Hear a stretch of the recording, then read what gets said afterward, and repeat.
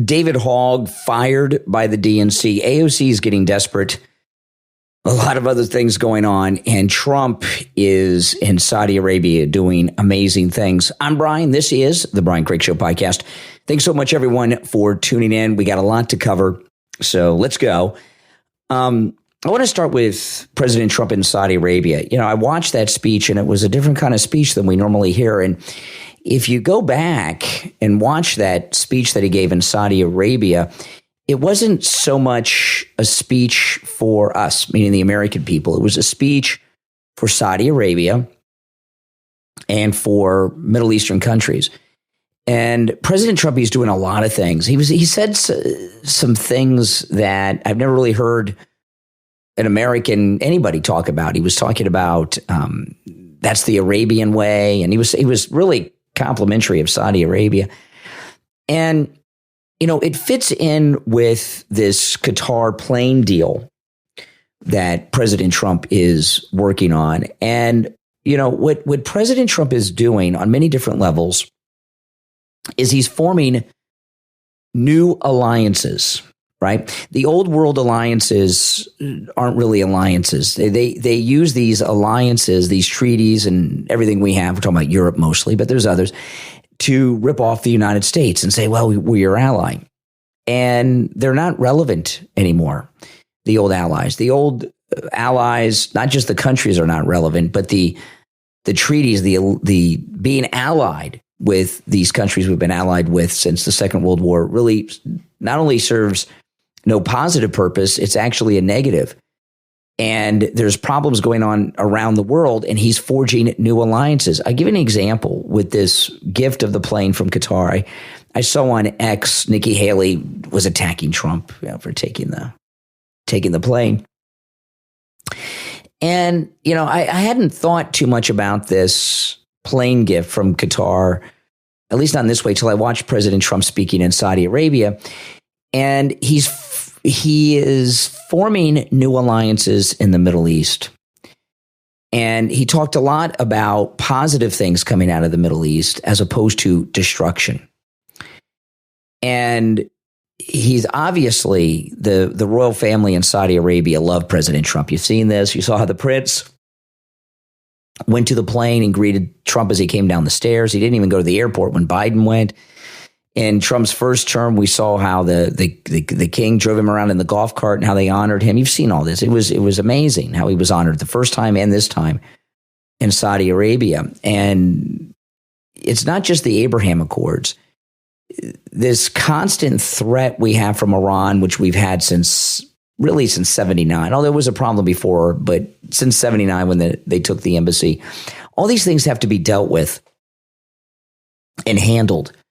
And it's enough of these endless wars. And the reason Nikki Haley was attacking President Trump over this gift of the plane from Qatar is because she's part of the military-industrial complex that wants endless wars. And things in the Middle East are always on edge, especially with the relationship with Israel. So it's always easy for the military-industrial complex, bought-off politicians, to cause a conflict, to feed the military-industrial complex. So that's what that's all about. And, you know, the reason he's accepting this plane is a few reasons, but the main reason is, I mean, to not accept this gift from Qatar would be insulting to them. And he wants them to be a part of this new alliance that he is putting together.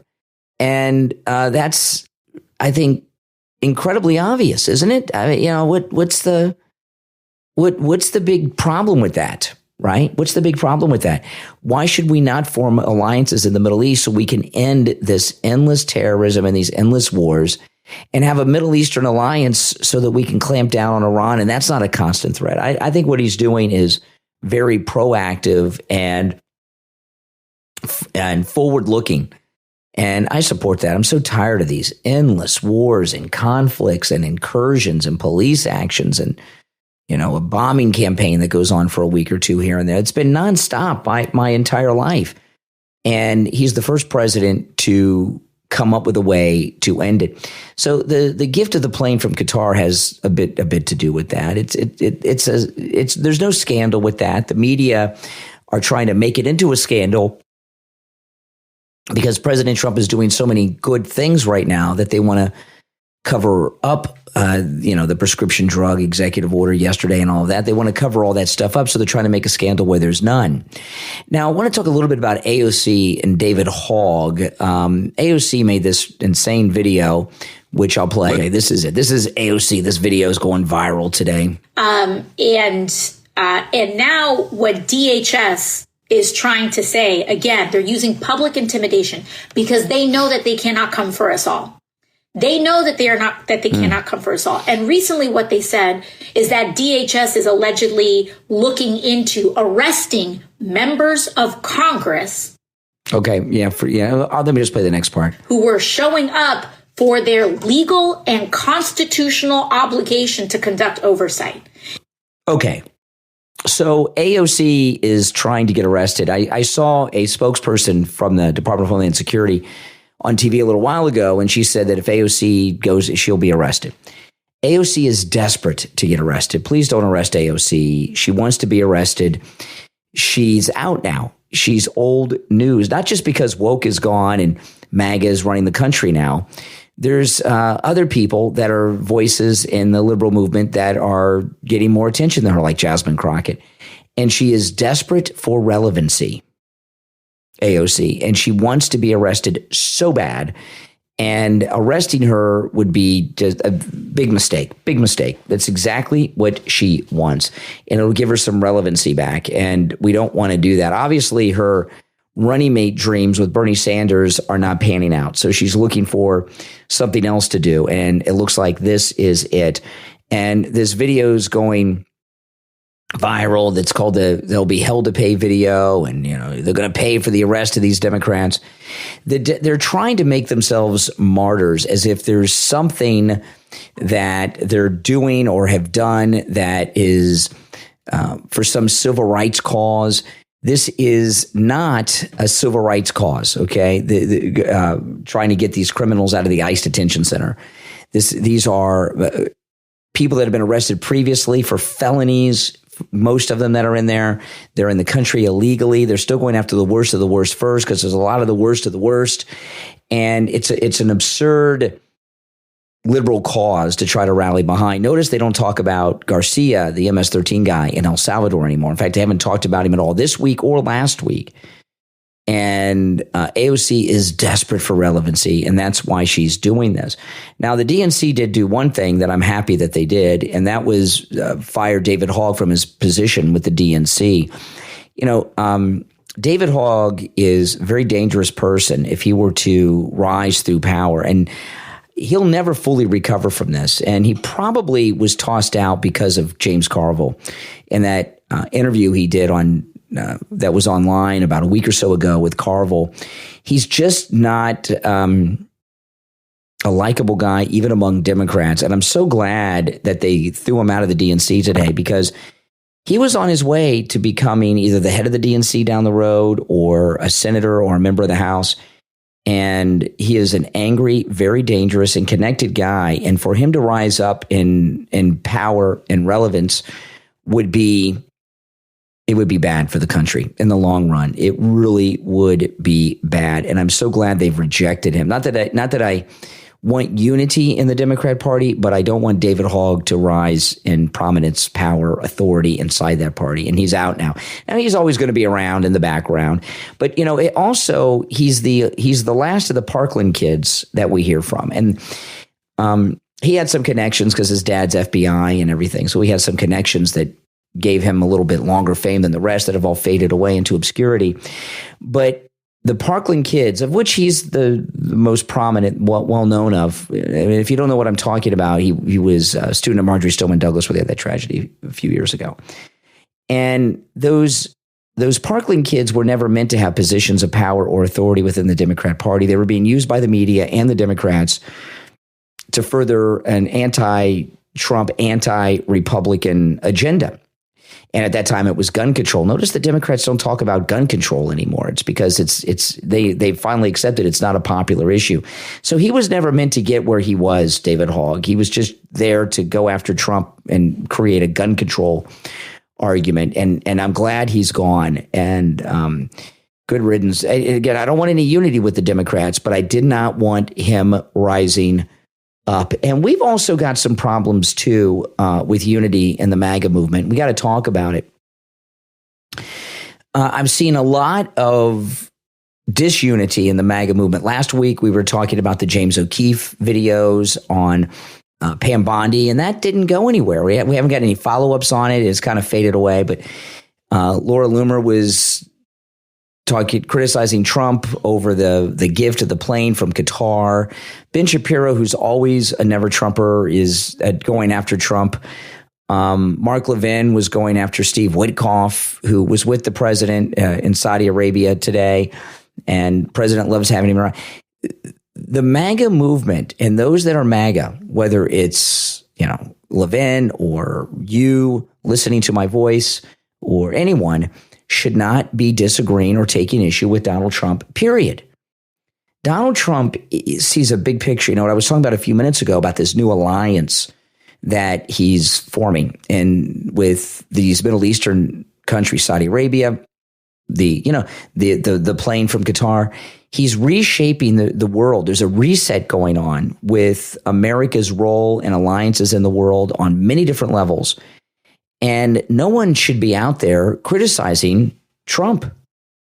It just shouldn't be happening. He sees a bigger picture that we don't have access to. Okay. And we may never have access to it until he leaves office. And then maybe we will. But we don't have access to what his plans are. We don't know why he's doing this or that. You just have to trust in Trump at this point. And I don't think that's unreasonable. Trust in Trump. What's so wrong with that? Why would you not be trusting in what he is doing? Right? And I trust him fully. And, hopefully, it would be nice to have him in a third or fourth term. But the only thing we have securely is the first 2 years of this term, because the midterms are always an unknown. The party in power historically loses seats, loses control, and loses the majority in the Congress in the midterms. So in these first 2 years of this second term, he has got to work miracles because the midterms are an unknown.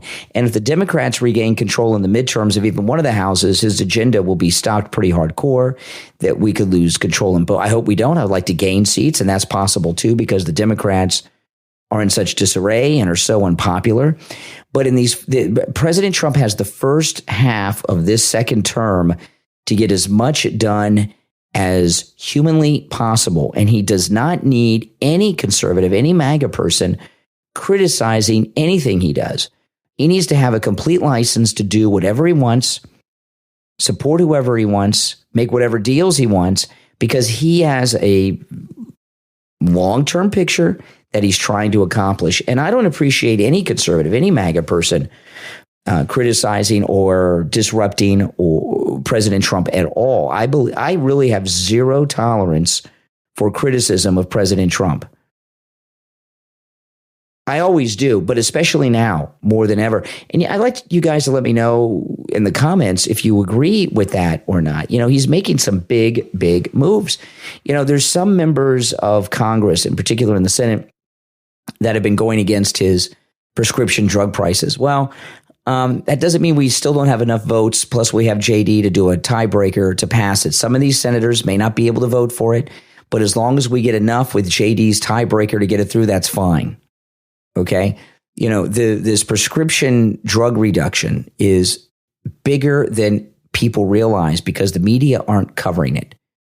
Because the pharmaceuticals spend so much advertising with the legacy media, they're not covering the story. It is huge. The big, beautiful bill is the first of many bills, but this one is big, and it is jam-packed with things that are universally accepted. No tax on tips, no tax on Social Security, no tax on overtime. Also, the ability to deduct from your taxes the interest on your auto loans on American-made cars. And remember, a lot of cars that you think are foreign are made in the United States. So it could be a BMW or a Lexus that's made in the United States, or a Toyota or a Honda. You would be able to deduct that, not just the Ford and Chevys and stuff. These are huge. And we're going to go into these midterms with all of that, whatever else he does between now and then, this incredible prescription drug executive order, which is also in the big, beautiful bill to make it law, so they just can't overturn it with an executive order from a Democrat president in the future. And President Trump needs our unquestioning support for everything he does right now. And I don't think I'm alone in that. I think there's people that are, I hate to use that term influencer, the influencer class. All right. And you know who they are, and you know who I'm talking about. It's anyone that has any type of platform, whether it's, X or YouTube or, like I'm on the radio, people have radio shows. There's all these influencers, and a lot of people, they are always chasing views, hits, clicks, and all of that, tweets and retweets and everything. And they do a lot of things to try to make that happen as opposed to support Trump. And I see a lot of that in people. There's a lot of people out there that are in the influencer class who, for whatever reason, think that they can't agree with Trump all the time, or they'll look weak to their viewers. There's some people like Ben Shapiro who are just never Trumpers and part of the old guard neocons, and they're always going to go against Trump. Like Shapiro made a big deal about this plane from Qatar. President Trump's the biggest supporter of Israel this country's ever had in the White House. He just got this American hostage, the last American hostage released from Hamas, and Ben Shapiro's criticizing him over taking this plane from Qatar. Maybe having relations with Qatar like that enable him to get an American released alive and relatively unharmed, right? But we saw him, there's got to be psychological issues, and God only knows what they did. I'm sure they beat the tar out of him, but he looked okay yesterday when I saw him. These relationships with Qatar and Saudi Arabia allow him to get things like that done. Why are any Republicans questioning him? These are not normal times. This is not a normal presidency. This is not a kind of presidency where you're critical. Okay, I'm sorry. This is a historic, unique presidency.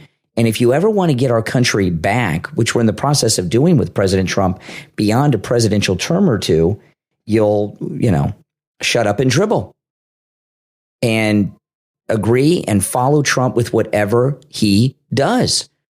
And that's the only way that we're ever truly going to drain this swamp. And I think you all know that. Whether or not you all will admit it, I think most people know that. And I think most MAGA people, not the vocal influencer class, I think most MAGA people agree with that this is a unique presidency. President Trump is doing things in a different way. He's got a big picture. He has this first 2 years of hardcore power and influence because it's before the midterms. The midterms are an unknown. We could lose both houses in the midterms. We could. I don't want to. We could gain too, but it's an unknown. So he's got to get as much done in these first 2 years. So give him a free ticket to paradise to do any and everything he wants to do. And he's not doing anything unreasonable. You mean to tell me that this gift of a plane that's not even to him personally, a gift to the United States, is really a scandal? I know a lot of people are saying this now, but I got a call this morning from a listener about how France gave us the Statue of Liberty. Did that mean France had too much influence over the United States because they gave America the gift of the Statue of Liberty? And I don't think Trump will fly on that plane that Qatar gives us, because how long would it take to refit it with the military capabilities they would need to fly a president? And that plane is so big. Would it even be capable of the maneuvering? But it's a symbolic gesture from them that means a lot to them. It means a lot to Trump, and it means a lot to his larger picture. So again, let me know in the comments what you think about that. I want to tell you guys about the MyPillow. Now, you can use my promo code Kane, Kane, on all the specials at MyPillow.com. But I want to talk about the original MyPillow that started it all. And these make great gifts, okay, for any occasion, any birthday, holiday. Father's Day's coming up. The slippers are great for Father's Day. Christmas. Right now, the MyPillow is just $17.98. That's with my promo code Kane. And the original MyPillow that started it all is so amazing. That patented fill inside what it does is it makes it so that your head and neck fit perfectly in the pillow and your head's not tossing and turning all night. Every time you toss your head, even though you may not remember it, you're waking up. It's like you have sleep apnea. And with the MyPillow, you get a deep night's sleep. I talk about this a lot. I sleep 4 to 5 hours a night because of this crazy schedule I have. But those 4 or 5 hours I sleep are well-rested, full REM sleep because I have the MyPillow, which I've been sleeping on for over a decade. And it's 100% machine washable. It even comes with a 10-year warranty. You ever heard of a warranty on a pillow? Mike Lindell has them. So go to mypillow.com and use my promo code Kane at checkout, Kane, and get your standard MyPillow just $17.98. And remember, you can use my promo code Kane, Kane, on all the specials at mypillow.com. All right, don't go anywhere. My name's Brian. We're going to take our first break and be right back. Have you ever thought about what happens after we take our final breath and what lies beyond the gates of heaven? Supernatural adventurer, investigator, and author Mark McGill explores the mysteries of life after death in his book, My 5 Minutes in Heaven, How It Could Happen to You. In this must-read and life-changing book, the author shares real experiences, biblical insights, and astonishing revelations that challenge everything you thought you knew. Did he make a map of heaven? What does the tree of life look like? And how are souls pulled into the great golden sky? My 5 Minutes in Heaven will change your perspective on faith, eternity, and the unseen world forever. If you've ever wondered what awaits beyond this life, order your copy right now on Amazon, Barnes & Noble, and other online booksellers. This book is also a perfect addition to your book club. My 5 Minutes in Heaven, How It Could Happen to You, from author Mark McGill.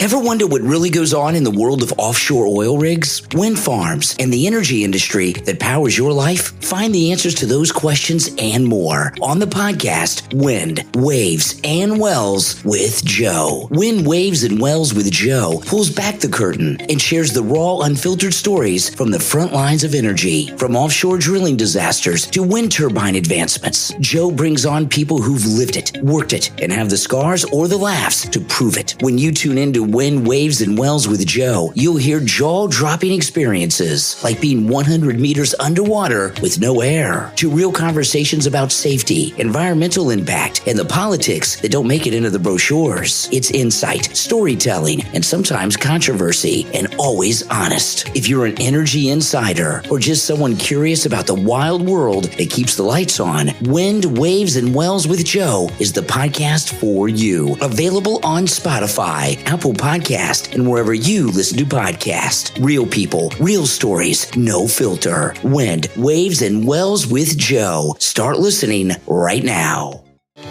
Beauty is about expression, care, and confidence. Meroxy understands that, and they're your go-to destination for premium beauty, skincare, and hair care items. Everything is expertly crafted to boost your confidence each and every day. With over 100 international brands designed to bring out your best. Whether you're looking for high-quality makeup to enhance your unique features, nourishing face care to keep your skin glowing, or luxurious body and bath essentials for a spa-like experience at home, Meroxy has it all. From flawless finishes to radiant skin, your beauty routine deserves the very best. Visit Meroxy.com. That's Miroxi. Explore their collection, and you'll see why beauty lovers everywhere choose Meroxy.com for all their beauty needs. Everything in Meroxy is designed to bring out your very best. Share this site on all your social media so your friends can shop at Meroxy.com too. Meroxy.com. Start shopping right now.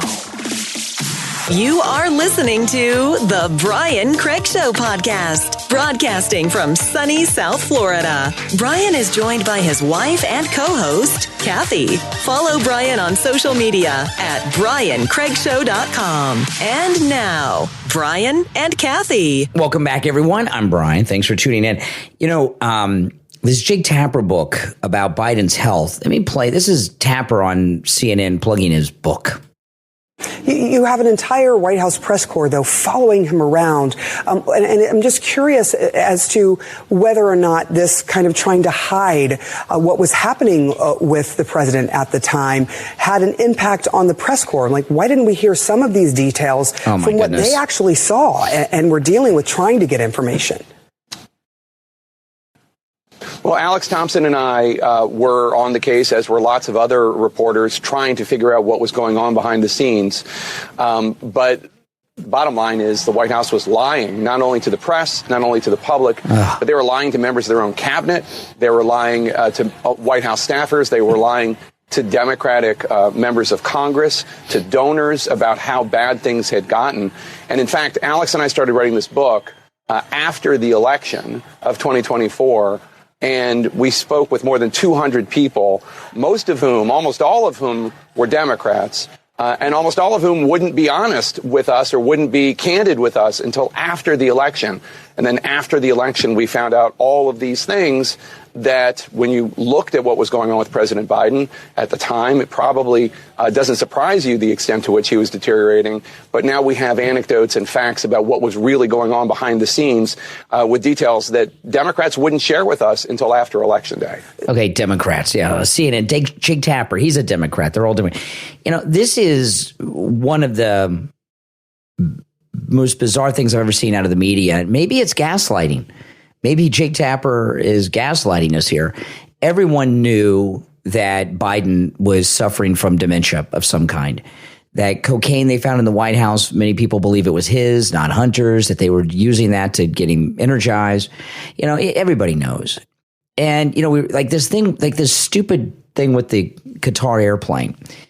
The media never asked or pushed. And in those White House press briefings with Karine Jean-Pierre, if they would have pressed, it would have become an issue. But they didn't. See, why are they doing this now? Well, we don't know 100% why they're doing this. And what this is actually talking about Biden's cognitive decline. And I don't spend too much time talking about Biden. I'm glad he's out of office, and we have so many good things going on. But what the press is doing here is very confusing.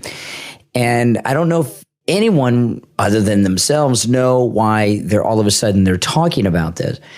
I've got some theories, and you can agree or disagree, and maybe you have some others. If you have some others, you can also share them in the comments on whatever platform you're listening on. But the media was dedicated to one thing and one thing only prior to this election, and that was stopping Donald Trump. Since he came down the escalator, stopping Donald Trump. And the media, it's not the White House that was involved in the cover-up. They had partners in the media who aided them in the cover-up. All right? And that's why it never became an issue in the mainstream, because the mainstream media didn't ask the questions and push on it every single day. If every press conference they went after Jean-Pierre on that, that would have been it. He would have resigned from office. And maybe it's a good thing they didn't, because that would have left us with Kamala Harris as the president. Like when it was a scandal, right? Biden's cognitive decline was a scandal that the press was a party to. And, I remember when the Monica Lewinsky scandal was going on, it seems like old news now. So it doesn't seem like the Lewinsky scandal is all that big of a deal, but oh boy, was it ever when it was going on. And when the Lewinsky scandal was going on, not only was it a major big deal, the White House, Mike McCurry was the press secretary at the time. They didn't have a press conference for like a year. President Clinton didn't have a press conference for close to 2 years. And the reason they didn't is because they didn't want to get questions on this. Okay, and I remember once the White House press spokesperson for Clinton, Mike McCurry, he had a press conference to announce something, and it came out a couple hours before he was going to have this press conference at noonish, like they have them. And all the networks were there, and they were breaking in regular programming. They didn't carry them every day then, like they do now. And he came in, and he announced something that was really small, some press release for something that had nothing to do with the scandals that everyone was talking about. And I remember Mike McCurry said, to our local affiliates, we now return you to regularly scheduled programming, right? And they didn't have the press conferences during the Lewinsky scandal because they all would have been about it. And if they would have, Bill Clinton would have been forced to resign from office. So everything that went on with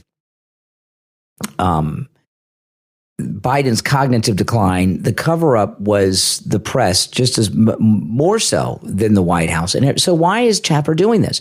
Is it to save his credibility? Is he ticked off? I don't really know. I don't think any of us know. Jake Tapper's not going to tell us.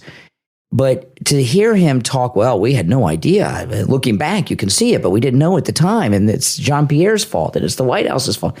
That's gaslighting, dishonest gaslighting. These South African refugees that have been coming here, right? What did they bring in? 50-ish came in, and these media meltdowns over it.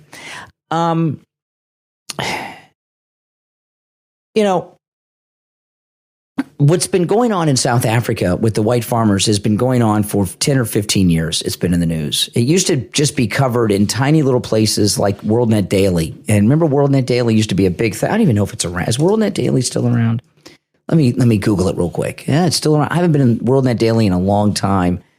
WorldNetDaily, wow, I'm surprised. It looks very good. I haven't been in WorldNetDaily.com in a long, long time. They were one of the first conservative online news sites. It was like, we had Drudge, we had Newsmax, and we had WorldNetDaily. Okay, and I used to go there all the time, and I don't know why I stopped, but I'm going to start going there now. Looking at it, it's pretty good. But WorldNetDaily used to cover the white farmers, Newsmax, places like that, Breitbart, and the terror that they had been enduring all these years. And it never made it into the mainstream. And obviously, since Elon Musk is originally from South Africa, he's an immigrant to the United States, and his close relationship with President Trump has something to do with this. He's probably brought it to the president's attention. By the way, Elon was with the president in Saudi Arabia today. So, he's very much in the loop, contrary to what people want you to think. And what's been going on in South Africa, I don't have to tell you. You guys know what's been going on with the white farmers. They have been terrorized. They've had their homes burned, their farms stolen, their lands burned, their crops burned. Some of them have been murdered. And they have been living under utter terror with no end in sight. And apparently it's getting worse. And that is true oppression, where there's refugees that are coming here that'll die if they're not taken out of the country. What's going on with Latin America is not the same thing. Okay, these refugees, they said they were climate refugees. Big lie, climate change, right? Even the liberals hardly talk about that. Even Greta Thunberg has stopped talking about global warming. She supports Hamas now, the Palestinians, the Gazians against Israel. Even she's gotten away from it. So this idea that they were climate refugees is just nonsense. But these are true refugees, and we should take them in, just like we should have taken in the Jews that were trying to flee Europe when the Nazis took over before the war, but the Democrats wouldn't allow it. And everyone knows what's going on here. They don't like these refugees because they think that they deserve what's happening to them. And I talked about it a lot on the morning live stream today, so I'm not going to go through it or play the sound bites. If you want to hear my detailed talk about it and the audio from the disgusting media, listen to my live stream from this morning, and I covered it all. But their issue being the liberals and the media being against these refugees from South Africa has nothing to do with the deportations of the Latin American illegals. It has to do with the fact that they blame them for apartheid, even though some of them were born after it ended. Apartheid ended a long time ago. And they want them to be punished down there. That's the way of it. And it's going to get worse because there's going to be more of these refugees that are coming here. And I know it's a triggering thing for the Democrats and for the media, but so what? They're going to have to suck it up because Trump's going to do the right thing with these South African farmers. I saw last night the Pope's Florida brother, his MAGA brother who lives in Florida, interviewed by Piers Morgan. Have you seen this? Pretty long interview. And it was interesting. And I'll tell you, this Pope is not woke. His brother said so. Now, that doesn't mean that he's MAGA. He's conservative on some big social issues, and it looks like he's liberal on the immigration issue, which is what you expect from the Catholic Church. You expect the Catholic Church to be liberal when it comes to the border issue, right? Because people in South America are living in poverty. And the Pope's brother was talking a lot about his brother's experience in Peru, and he said he went to Peru and he's traveled the world. He's never seen such poverty. And when I went to Peru about 20 years ago, I couldn't wait to get out. I'd never seen so much poverty. It was god awful poor. I mean, I felt so sorry for the people in Peru. I mean, yeah, I've seen poverty, but not like Peru. So that does have an effect on you. But the Pope is, as opposed to looking at this one issue, which I understand is a big and important issue, and I know he was critical of JD and the president on X, but that's one issue, although it's an important issue, and he's not going to have any influence over the United States on that issue. Even though he's an American Pope, he doesn't run the country. President Trump does. But he's very conservative and anti-woke on a lot of issues, right? The trans issue, the sports issue. There's a video of him today avoiding somebody with a rainbow flag. You may have seen that. And him being an American Pope is a pretty big deal. I've been following this. I find the new Pope Leo to be fascinating. I'm very interested in him. And the little bit I've seen of him, even since he's become Pope, he is a stereotypical American guy. I saw him walking by a crowd and he was, high-fiving people. I've never seen a Pope do that. I've heard him have some conversations with American journalists, although they're brief, ABC News and NBC and things. And you can tell by listening to him, he is a regular American. I've seen both of his brothers talk about him, his Chicago brother and his Florida brother. He is the average American guy, the Pope, and that's a good thing. And I was listening to this reporter from ABC who covered Pope Francis, and he said, this is such a different experience, he said, because even though the popes speak English, it's not their first language, and there was always a language barrier. And with Pope Leo, being an American, there's no language barrier. It was a whole new experience. And the Pope said that the Catholic masses were pretty full this weekend, that a lot of people are coming back to the Catholic Church because we have an American Pope, and I hope it gets people back to church and into their religion. It's going to be a very positive thing, but people need to give him a little bit of a break. A lot of times these Supreme Court justices are lifelong Republicans, and they get appointed by Republicans, and then they get on the court, and all of a sudden they're liberal, right? Remember Sandra Day O'Connor, first female Supreme Court justice, hardcore conservative, appointed by President Reagan, and then after she got on the court and she didn't have to follow people's lead anymore and had that lifetime appointment, all of a sudden she was liberal, in particular on abortion. Remember that? Sandra Day O'Connor, appointed by Ronald Reagan, was always siding with the left on abortion cases. And it is possible, although I don't think it's likely, but it's possible that his very liberal stance on the immigration issue has something to do with he wasn't the guy. He had to follow Pope Francis. He's very conservative on a lot of other things. And let's just embrace what he's conservative about and not get distracted so much on what he's liberal about, and no matter what, people are not going to like the Pope that aren't Catholic and people don't understand, and they're going to be critical. And that's fine. But having an American Pope is very important right now. With this great reset that President Trump is doing, which is putting America in its proper place in the world, us having the first American Pope is a big deal and helps President Trump in that, because it makes us even more, the United States, it makes us even more dominant in the world. In fact, one of the Pope's brothers, I can't remember which one of his brothers said this on the interviews, but one of the Pope's brothers said the reason there had not been an American Pope, and they'd been to the Vatican and talked to him and others in the past about this, but one of the brothers of Pope Leo said that the reason there had not been an American Pope is because the United States has so much power around the world. The church was afraid to give the power of the Catholic Church to an American. It would be too much dominance. And we have a lot of the United States with an American Pope and a pro-American, American first president.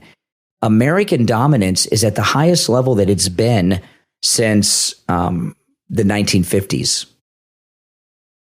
I'm telling you, we've never had this much juice in the world. Not in that time. And I was born after the 50s. I was born in 71. And that's a good thing. So the Pope, even though he might be liberal on the immigration issue, which I expect him to be, because that's just how the church is. Having an American Pope is going to help President Trump a lot, because Catholics worldwide you see them. They love this guy, right? I do too. And that's going to make them more pro-American. And them being pro-American or more pro-American because they're behind the Pope, and they'll understand the country in ways they haven't because of the Pope, that will help Trump get his agenda through too. So no, this is a very good thing. And don't get yourself bogged down in that you have issues with the Catholic Church. The Pope, regardless of what his immigration position is, he's conservative on these other social issues, which we know for a fact, including this incident that happened today with him with the flag. You got to admit that the entire world now, at least Western civilization throughout the world, is 100% unquestionably being dominated by Americans, President Trump and the Pope. So while he may not be as MAGA as his Florida brother, who's hardcore MAGA, he's helping MAGA in so many ways, the American Pope, Pope Leo. And I think a lot of you will see and understand that, right? I mean, that makes perfect sense, doesn't it? Yeah. It's not about what you think about I'm Catholic, guys. It's not what you think about the Catholic Church. It's what you think about America's influence in the world. Now we had a lot of influence after we won the Second World War, no doubt about it. But when have we had this much power and influence in the world since Vietnam? Vietnam changed so much. We haven't. And it's phenomenal.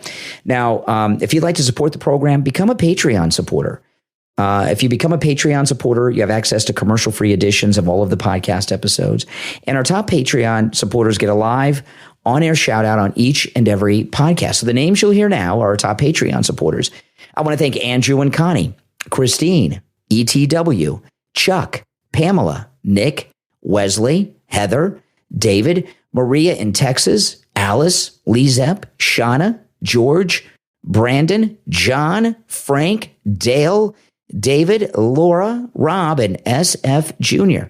These are our top Patreon supporters. Thanks for your support. If you'd like to become a Patreon supporter, there's a link to my Patreon page in the description of this episode. I'm Brian. We're going to take our break and be right back. Don't go anywhere. Parenting a struggling teen can feel overwhelming, but you're not alone and you're not failing. Hope for Parents with Struggling Teens is the podcast that gives you real talk, expert insights, as well as practical tools that actually work. Hosted by Brandon Jaffe, each episode tackles the tough questions, like what does it mean to lead your family without losing yourself in the process? Fidget toys are often recommended to manage ADHD, anxiety, and more. They seem like a simple solution, but are they helping or hurting? Does understanding our past truly lead to healing? If you're searching for clarity, direction, answers, and a way to rebuild connection and peace in your home, Hope for Parents with Struggling Teens is your next must-listen-to podcast. You don't have to figure it out alone. Tune in today and find the help you've been searching for. Add Hope for Parents with Struggling Teens to your podcast playlist right now. If you're a homeowner or with a homeowners association and your roof is old or compromised, you need to call Tom Leaporta at Leaporta Roofing. Leaporta Roofing has been in the roofing and construction business since 1984, with thousands of roof installations and thousands of satisfied customers. Did you know that in the state of Florida, you can open a roofing company and borrow someone else's license? Tom Leaporta is the holder of his roofing and general contractor's licenses, not like the other companies that borrow other people's licenses. So be sure who you're dealing with. Tom Leaporta and his team are honest, knowledgeable, and reliable, and he'll never sell you a roof you don't need. Leaporta Roofing carries all insurance, including workers' compensation on all of its employees, not just a waiver like other contractors. Leaporta Roofing can handle any type of roofing job too. Residential roofing, HOAs, condominiums, and churches. If it's roofing, Leaporta Roofing can do it. So call Tom Leaporta on his cell phone, 954-604-4602, or connect online at LeaportaRoofing.com. That number again is 954-604-4602. Leaporta Roofing, the go-to roofing company you can trust.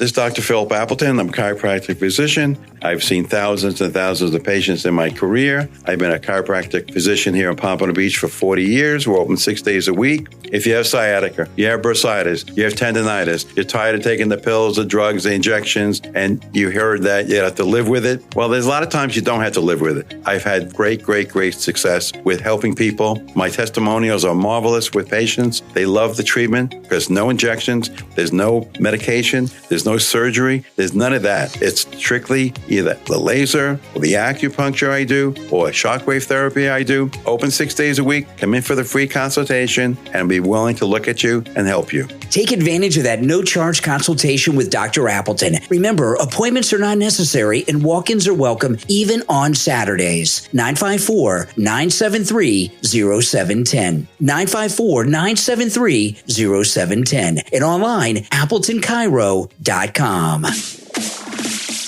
You are listening to the Brian Craig Show podcast, broadcasting from sunny South Florida. Brian is joined by his wife and co-host, Kathy. Follow Brian on social media at BrianCraigShow.com. And now, Brian and Kathy. All right, we're back. Now, of course, the inflation numbers came out, right? It's an annual thing. It's the lowest it's been in 4 years. And they say the grocery prices have seen the biggest decline in 5. And I'll tell you, groceries are expensive. It's not Trump's fault. He just got back in, and inflation's down, and grocery prices are going down. And, I don't go to the grocery store too much, but I did go recently, and I'd not been really in a long time. I go to the actual grocery store in person just a couple times a year. We do everything on DoorDash. And I tell people this a lot about DoorDash because people say, well, DoorDash charges more money. Yeah, they do per item. But I find we save a lot of money on DoorDash because we don't buy anything extra, just what's on the list. If I go to the store in person, if I go to buy 1 or 2 things, I'm going to walk out with 4 to 8 things, right? I'll see all kinds of things. And I'm fighting not to pick up other things, whether it's Twizzlers or Sour Patch Kids or potato chips or something, you know what I mean? Or, so you, even though each item costs a little bit more, you buy a lot less and you save money. That's our experience. Maybe you have more discipline. But I was surprised to see how expensive some of the things were at the grocery store. But things are going down now, and inflation is going down. And the reason that grocery prices are going down and the reason that inflation is at this really low rate is because President Trump is getting our economy back. That's it. We have a president that's focused on the economy. Biden and all the other presidents were focused on their personal economy, how they could use the office to get rich. So, and this is just the beginning. At the end of this term, it's just, we're in the golden age of America. Now, today in Saudi Arabia, Trump brought up something which was a little surprising. He's lifting all the sanctions on Syria. And it just was announced that on Wednesday, he's going to meet with Syria's president, who's an ex-terrorist. And that's crazy. But as I was talking about in the beginning of the show, this is a good thing. These endless conflicts in the Middle East, he has relationships with these people in the Middle East that no other president has ever had or maybe ever will, right? When I saw the Saudi prince with President Trump, he loves Trump. He was glowing. He really was. And, going to Air Force One and greeting him when he came down the steps, that's respect. And respect means a lot to those guys. So, no, the way he's handling things in the Middle East it's perfect. Now, I forgot to mention this earlier in the show with AOC. As nutty as AOC is, she's raised $10 million. And I don't think it's individual donations. I don't care what the records show. She's got some people behind her, $10 million. And so what is she going to do with that? We know she wants Schumer's job. There's no getting around that, to elevate herself and be in the Senate. And she may get it. Schumer's doing a lot of crazy things right now, and he's an older guy. She's going to be around. That's a lot of money, and it's certainly enough for her to run a Senate race with. But what they're doing with Fetterman is really strange and bizarre. Pennsylvania is a Republican state. I mean, it's a clear Republican state now. So Fetterman, that they're trying to run out of office, declaring that he's mentally incompetent or something, with all these staffers saying things about him. Yeah, in the beginning, when he was running and when he first became a senator, he was completely out of it from that stroke. Remember, he went away and disappeared in the hospital for weeks. They didn't mind him then, but now that he's got his mind back and he's sounding a little conservative, they want him out, and they're trying to say that he's mentally unfit. And the thing about Fetterman, he's in a very red state. He's got to run in a statewide election, and he knows that the only hope that he has of winning is to go to the right. So that's what he's doing. It really shows that he's mentally fit, that he's doing what he's doing, going to the right in Pennsylvania. And, they very well may be successful in unseating him. I don't know if they have someone that they would attempt to primary him with, but it wouldn't surprise me if they put on a real substantial primary candidate. They want him out. And, it's an interesting thing that the Democrats, and I'm glad that they haven't figured it out yet, because when they figure it out, it would help. We don't want them to figure anything out. We want them to be in self-destruct mode. They believe that they haven't been radical enough, and that's why they're losing elections. They don't understand why they're losing elections. We don't want them to figure it out. And if more Democrats were like Fetterman, they would have a chance. I mean, Gavin Newsom's trying to come off as a conservative out in California. He's never going to get elected, not just because he's been a disaster in California. He was the mayor of San Francisco, and this country is a very conservative country. We're not going to elect a former mayor of San Francisco to anything outside of the state of California, and that's just a fact. But you see how he's talking, and he's sounding pretty conservative. Now, this just dropped moments ago that Letitia James is filing 2 new lawsuits against the Trump administration regarding federal money and immigration enforcement. Another example of an out-of-touch Democrat. She's going to prison. They have the records. They have the signatures. And she's not trying to cooperate and make a deal. She's out there still attacking the Trump administration. Now, the reason she's doing that is desperate. She thinks that if she goes after the Trump administration like this, that it'll rally people to support her. She's not going to rally anyone to her that doesn't already support her. She's going to prison. She's facing 30 years. It's just a matter of how much time. And that's something that she's going to have to just accept at some point. And she's probably going to plead not guilty, even though they have her signature on all the documents. You go to a closing on your home, you're signing so long your hands sore. And she's been through how many mortgages? A lot. So her signature is on, they literally have hundreds of her signatures. Knowingly signing fraud. It could not help her to be doing what she's doing, but it's hopeless. She will be charged. She will be arrested. She will be tried. She will be convicted. And she's the first lawfare person that's going to face justice. And she's never going to stop fighting. At some point, when the evidence starts to come out, there's going to be calls on her to step down as the attorney general. And she might find herself removed by Governor Hochul in New York. I would not be surprised. I mean, they pushed out Cuomo, and Cuomo was an old guard Democrat, right? His dad was governor and very powerful years ago. He was Governor Cuomo was the housing secretary for President Clinton. So, and they got rid of him. And Letitia James is no Governor Cuomo. So if they can get rid of Governor Cuomo, they can get her out of her statewide office. She'd be shocked at that, but that's coming. It's only a matter of time. I'm Brian.